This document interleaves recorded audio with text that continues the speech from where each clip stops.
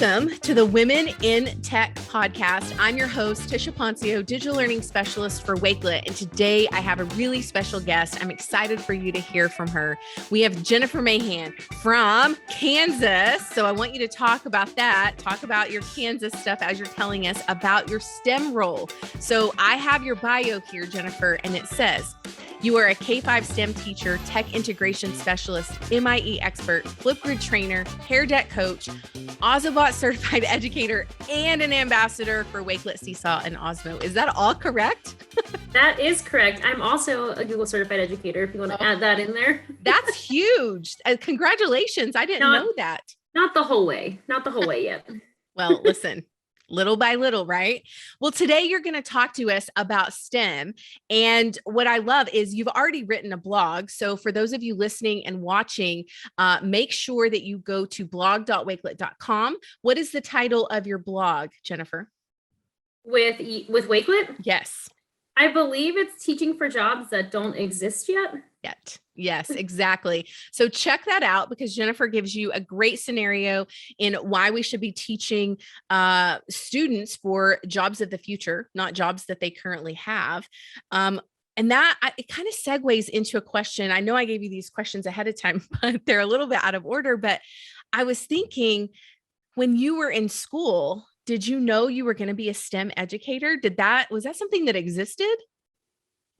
No. Well, when I started college, I didn't even go to school to be an educator. I wanted to work on teeth. So I went in more of a dental route.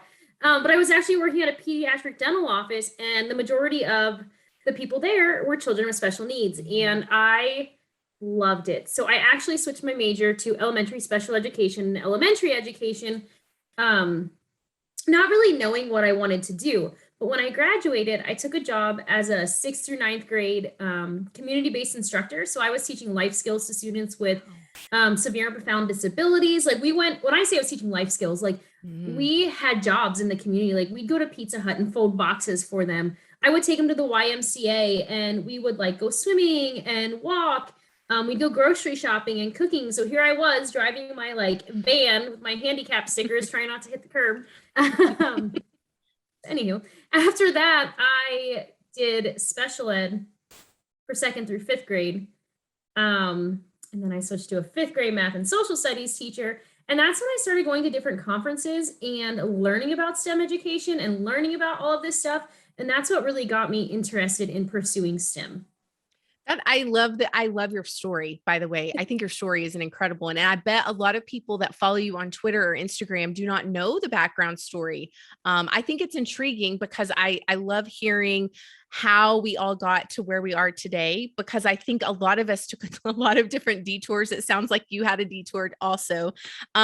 So tell us, because I don't like to assume that people know these acronyms.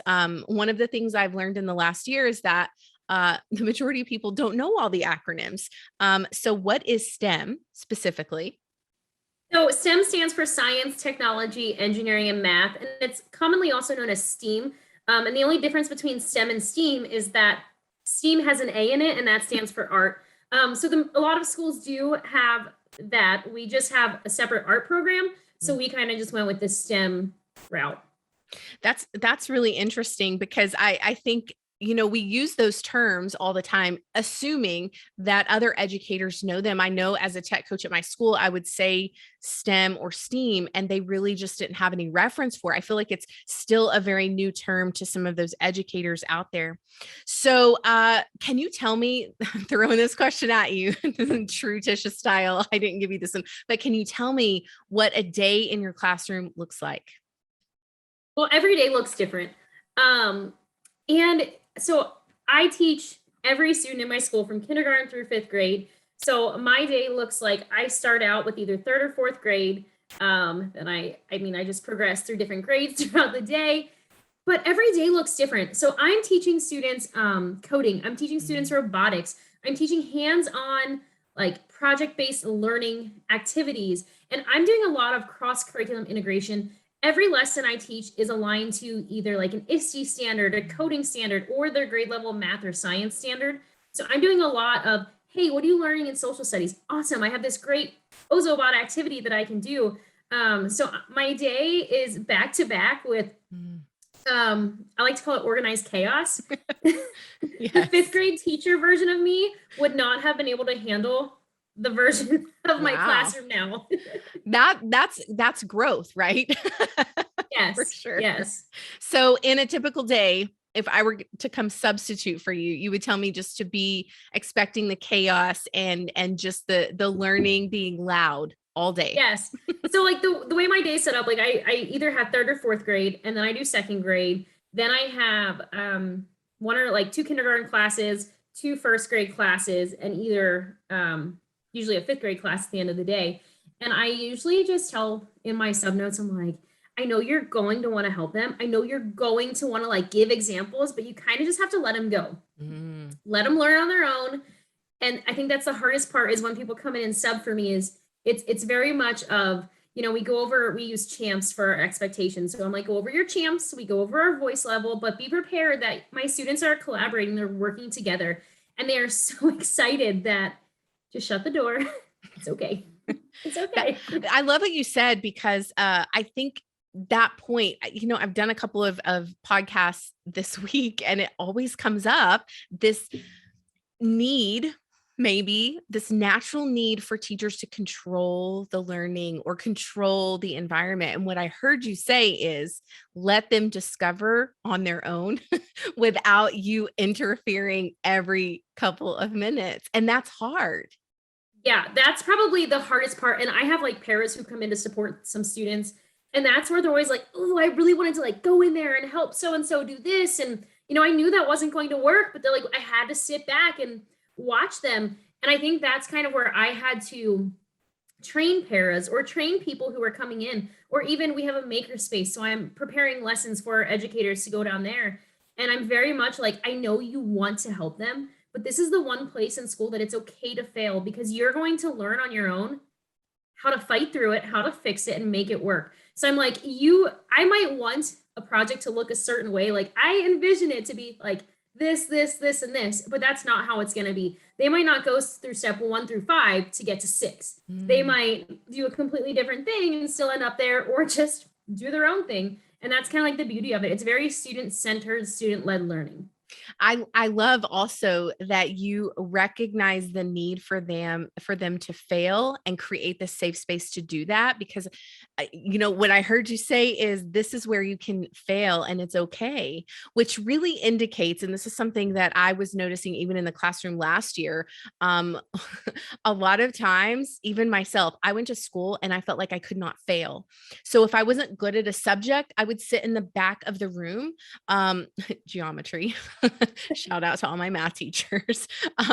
But I just did not feel confident. I also didn't feel confident in asking a question or talking because way back then, Jennifer, if the volume was too high, the teacher was yelling at us to be quiet. And that was a message that I heard. I know some students today are hearing that same message. Sit down, be quiet, don't talk. I'm going to lead this lesson and teach you. But I think what you've created is this safe space for them to explore and be curious. Brene Brown, I love Brene Brown. I listen to her almost every day while I'm working out. And she says, one of the best things one of the things that we should all attain to is to be curious about everything, even as an adult. But I don't think I practiced that as a kid. So doing it as an adult feels so uncomfortable. And I love what you're doing with your students. So how do the other teachers in your building respond to your loud, chaotic facilitating in the classroom? Are they open to that? Are they taking some of those ideas and bringing them into the classroom? Are you inspiring that mindset? I'm just imagining if I was a teacher beside you, I would be like, what is going on in there? I have to go find out. Does that happen to you often? Yeah, well, luckily I have kind of my own hallway. Like they put me by myself. I'm across from the cafeteria next to the gym.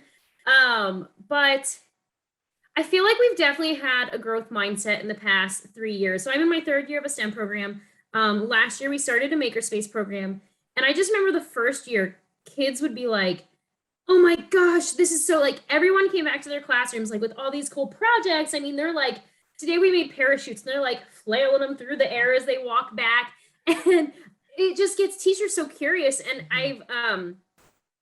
I think from seeing what I was doing the first year to then leading into our makerspace, it was definitely eye-opening for them. And I think they really understood the fact that, wow, I need to be somehow integrating this hands-on project-based mindset into what I'm doing. So then when we created our makerspace, now I'm seeing educators integrating pretty much the skills I'm doing down there into the lessons they're already teaching, which has been huge. I definitely think when teachers come to pick up their kids, or like when kids are walking by, you definitely always see them like staring into my room, or just, it's definitely very, hey, what did you do today? But before you can even come in, kids are just so excitedly telling you like what happened, what they did. And I think it's mindset. I think it's definitely evolved, because when we just talked about the whole failing thing, I think back to when I taught 5th grade, and I say that a lot, but I taught math. And there were times where kids would struggle on math tests, and, we'd correct them or do things, but I never gave students the opportunity to fix that stuff on their own. So I just think that's preparing students for not only life in our classroom, but life outside of school. Like, what happens in the real world when there's a problem? You have to figure it out. And I think STEM is preparing kids for life in school, life outside of school, and just how to handle so many different aspects of the classroom. I love that. You mentioned Makerspace, and I am sure that there are people listening that are just like me who still feel very new to all of these concepts. Tell me about a Makerspace, and tell me, like, is that for everybody? Is that something you created? How did that come about, and what is its purpose? So I started by creating our STEM classroom. And in order to create that, I'm in a small rural school district. Our county is, I believe, under 5,000 people. Our town is not big at all. We have, I think, under 250 kids in our elementary school. So to start our STEM program, I wrote a lot of grants. To start our Makerspace, I wrote more grants, and I have been awarded over $22,000 to start our Makerspace and STEM program. So what the Makerspace is, it is a classroom that is fully stocked with everything teachers need to start integrating coding, robotics, and hands-on learning into their classroom. There are picture books that have lesson plans with them. There are different robots than I have. There is every recycled item you can want, and then some. Yeah. But it's definitely a way for teachers to do take what they're learning and make it, add STEM into it. So for instance, we just had 2nd grade learning about covered wagons. So they went down to the Makerspace and created covered wagons.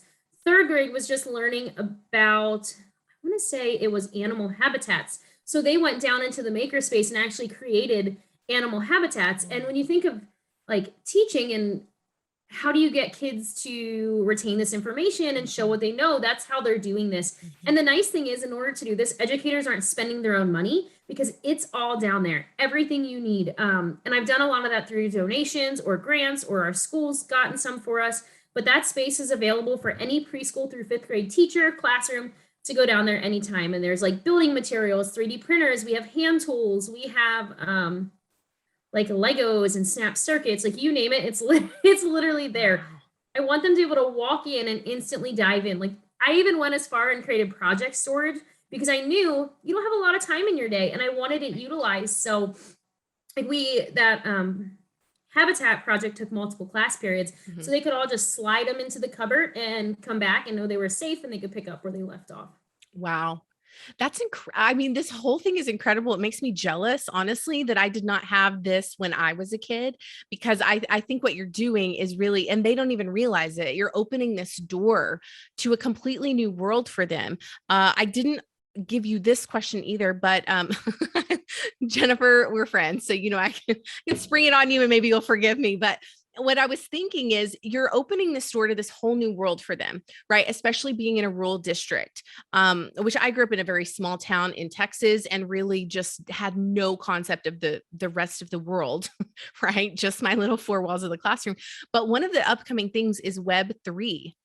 and I don't know if you've heard a lot of Web3, it's very new, but I've been listening and reading and just researching Web3, especially in education and what that's going to look like. For example, Jace, my son, who's in 6th grade, what is his future going to look like? What knowledge is he going to need? And I think that what you're doing is really creating them to be curious, first of all, but you're also teaching them that they can problem solve, right? That confidence in problem solving, so that if they are approached with something like Web3, which is such a foreign concept right now, they at least will not be afraid of it. And I think that's the real key here, is not being afraid, because I'm still a little afraid of math, Jennifer.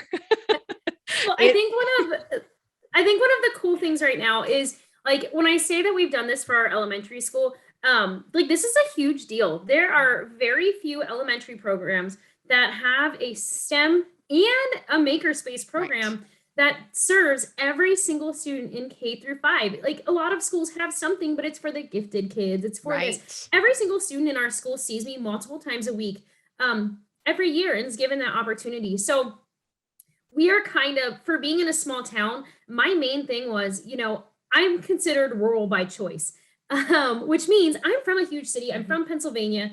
I've been to big cities, and I don't want rural Kansas to hold our students back from opportunities. Yes. I know what's out there, and I want to prepare our students for that. So I feel like I've made it my mission to share STEM education and share how, if I'm doing this in rural Kansas in the middle of nowhere, there's absolutely no excuse that you're not integrating this in bigger districts in other areas, because I don't want them to feel like they missed out on opportunities because of their location. Sorry to jump in there. No, that's the quote. There's always a quote from every podcast. So if you're listening and you want to tweet out Jennifer's quote, that's it. This is the quotable moment. I really love that perspective. And I think that's such a huge gift. And I'm not even your student, but I'm so thankful that you changed your major to elementary education, because what a gift. Every single student has this opportunity. And you are absolutely right about saying that, when I was in school, I remember them coming to get these particular kids from my classroom, and they would like walk them down the hall, and I'd be like, well, where are they going? And then they would come back with pizza or like gifts, and I would be like, why am I not special enough to go in that room? Well, right. And the funny thing is, like, when I even talked about getting to where I am, so I got my master's in instructional technology. I started integrating STEM into my 5th grade classroom, but I didn't want to be a STEM teacher. When I was approached about the idea, I wanted to be a tech integration specialist. Mm-hmm. And our superintendent at the time was like, I really want you to be a STEM teacher. And I was like, yeah, that's cool and all, but I really want to do tech integration. So we kind of compromised, and like 80% of my day was STEM, 20% was tech integration. And now I do the majority Makerspace, STEM, rarely tech integration, but like, this was not my plan. I spent that whole summer like learning how to code, because I really didn't know much. I didn't know about robotics. I reached out to everyone and their friend on social media. I was like, hey, you're doing what I'm doing. Teach me your ways. And now I've built this like beautiful community of people who share their ideas with me and, want to see me grow.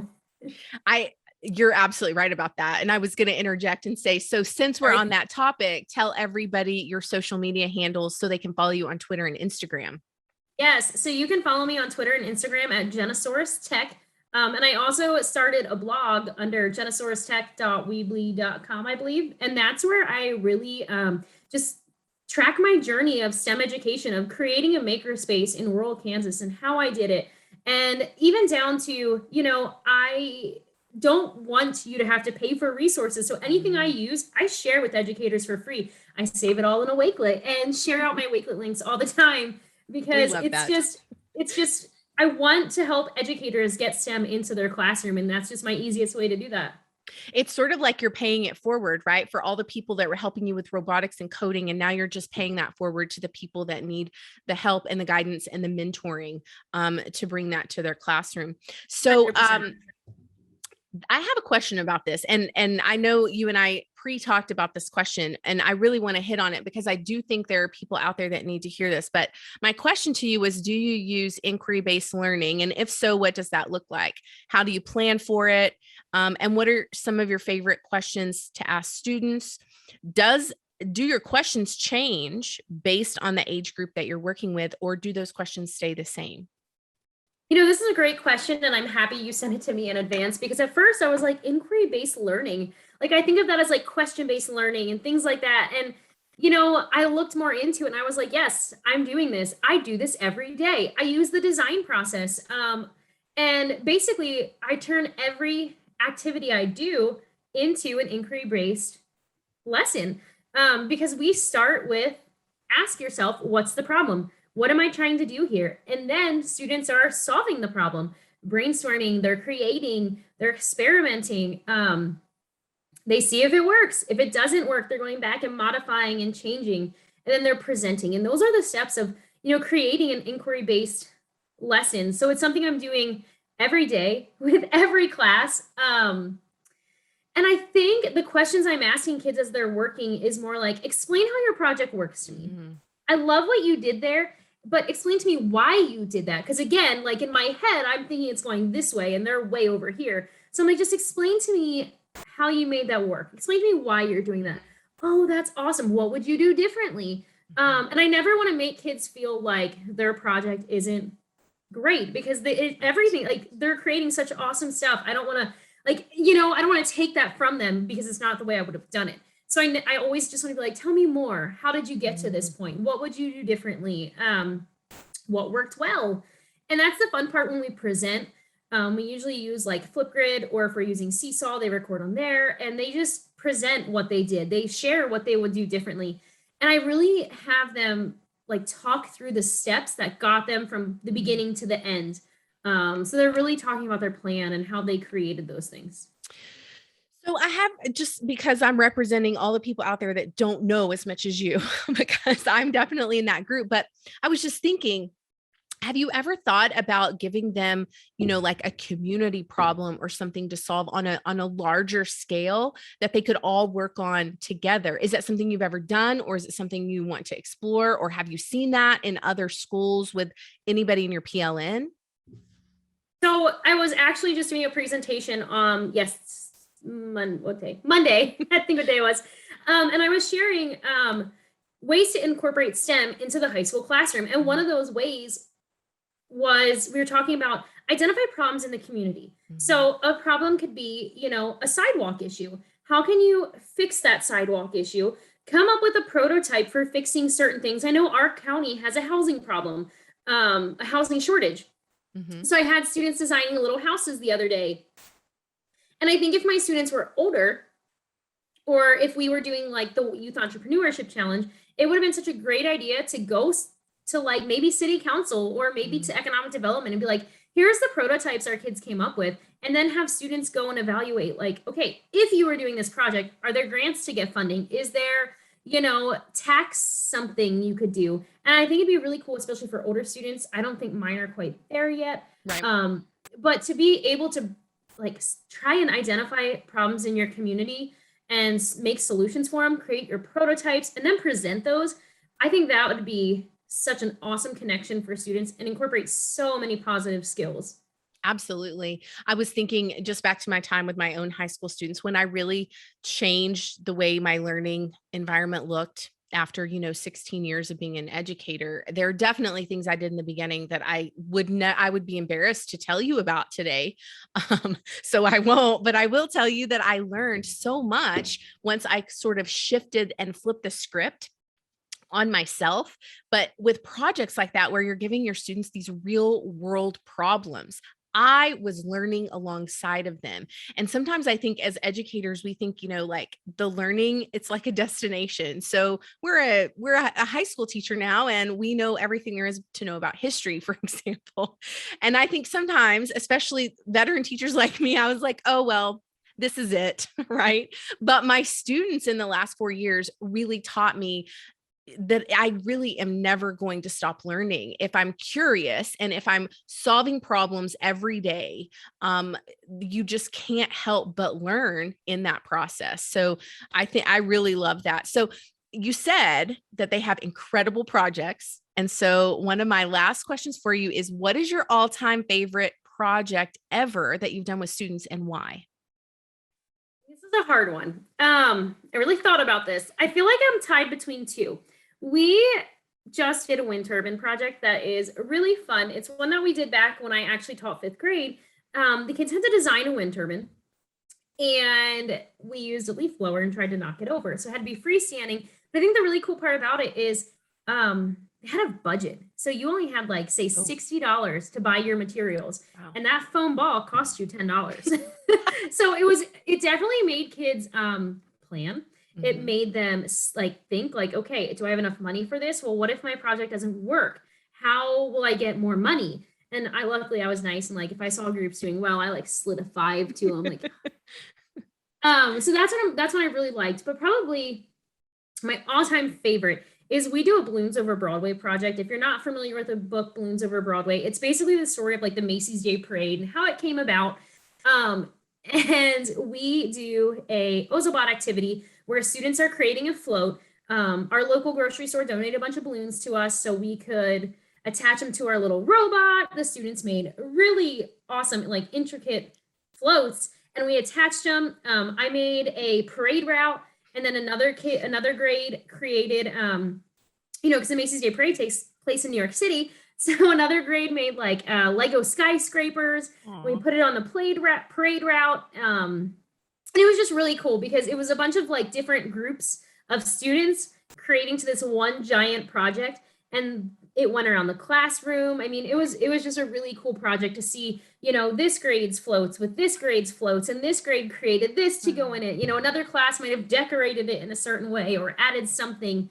So it's just really fun to have everyone participate in a different way. It's really like a community of learning, right? So they all got a part in that whole, which I think changes everything for them because they're, they're used to being so separate. That's incredible. So do you have pictures of that? Did you take photos? And I actually have a video of it that. Oh, very good. We're going to actually include that video in the show notes. So Jennifer will send that to us so we can actually see the video. She's really good at documenting all the cool stuff she does on Instagram. So make sure you do go follow her. I do want to add one other thing. Sure. Sorry, before we go on. I do, as I like shake my pen at you. I want to add, I think there's a common misconception in STEM. And I think educators think STEM needs to be only like the science, the technology, engineering, and math.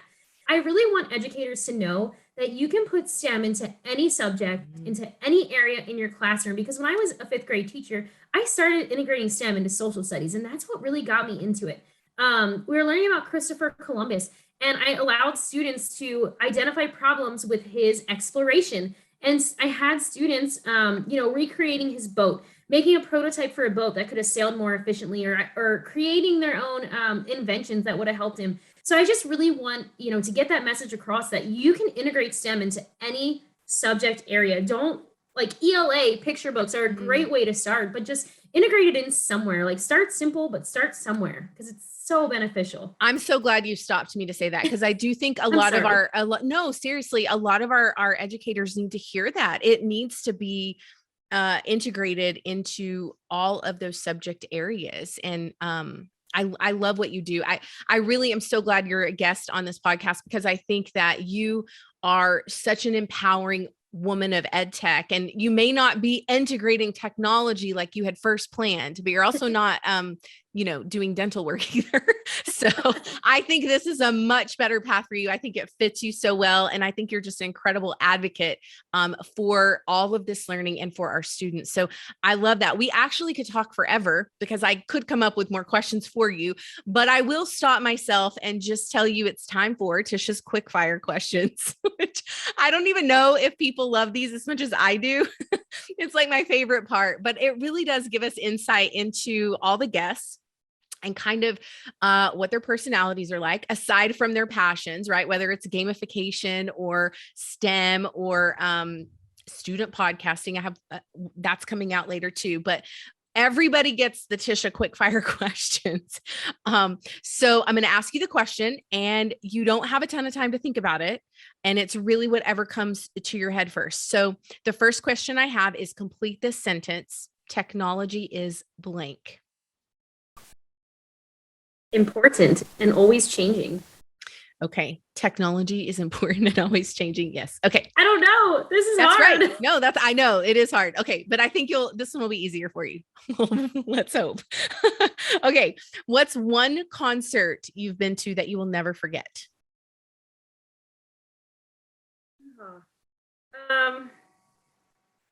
I don't know. I have one coming up that I'm super excited about, and I feel like that's going to be it. Okay. What is it? So, Turnpike Troubadours at Red Rocks, because they came back together, and I've never been to Red Rocks. So here I go. I love it. So here I go. Okay. We want pictures of that too. So if you're following Jennifer on Instagram or Twitter, be watching. Okay. Blank is essential for preparing students for success beyond the classroom. STEM. Yeah. Okay. This one's kind of funny. It's going to put you on the spot a little bit, but we'll see.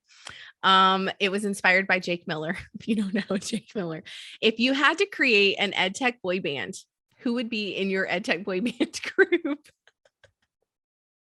Oh, gosh, I don't know. Could be anybody. Could be, it's ed tech boy band. So it's like the ed tech people of your PLN, like who would be in there leading and like performing on stage? I feel like Scott would be in there. Okay. Like all the Scotts. All the Scott Scotts from Flipgrid. You got Scott from Canva. Okay. So Scott Noons and Scott Titmus. Okay. We've got two. Who's next? Ooh, can I put Matt Miller in there? Yes. I knew you would. So we have the two Scotts and we have Matt Miller. Who else? I would add Travis True, who he's went to TCA with me, really has taken me under his little ed tech wing. He's in there. Okay. We'll go at 5. We'll go to 5. How many am I at? Well, you have 4. Typical boy bands have 5. I mean, we could really get into it, but I think I'm going to let you stop at 5. So do you have one more person in mind? So bad at being put on the spot. I don't know. Okay. Somebody fun. Somebody fun. I don't want to answer this for you. I don't know. There's so many people, but like, I'm not good at names. My boy band's having 4. Okay. Okay. So the 2 Scotts, Matt Miller, and Travis. Is that right? Okay. That's good. It's a good boy band. Okay. So I love it. Jake Miller actually asked me that question when I was on his podcast, and it just stuck with me because it was a hard question. I was like, what? I don't know who to pick. Okay. So last question.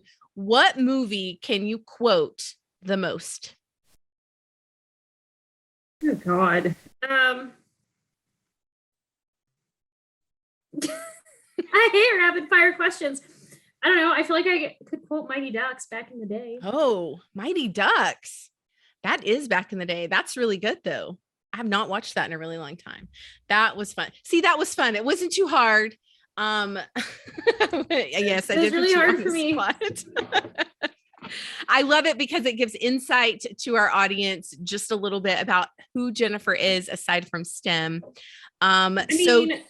Honestly, though, I feel like I would have added all the guys from Flipgrid in there because they'd be like riding in the background on unicorns and stuff. So let's just throw all them in there as backup dancers. I was going to say the backup dancers. Yes. Flipgrid backup dancers. I feel like we're setting them up for something now.